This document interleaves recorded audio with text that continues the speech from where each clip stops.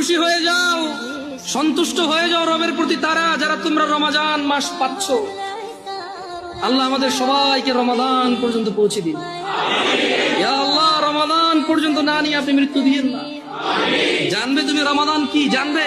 ও মানুষ শুনে নাও, আবু হুরায়রা বলছে মুহাম্মদ সাল্লাল্লাহু আলাইহি ওয়াসাল্লাম বলেছে, ইযা জাআ রমাদান, যখন রমাদান মাস আসে, আল্লাহ আল্লাহ আল্লাহ আল্লাহ আল্লাহ, ফুতিহাত আবওয়াবুল জান্নাহ, আবওয়াবুল জান্নাহ, জান্নাতের দরজা খুলে দেওয়া হয়। ওয়া গুলিকাত আবওয়াবুন নার, জাহান্নামের দরজাকে বন্ধ করে দেওয়া হয়। আলহামদুলিল্লাহ। ইয়া আল্লাহ, কি মাস এটা?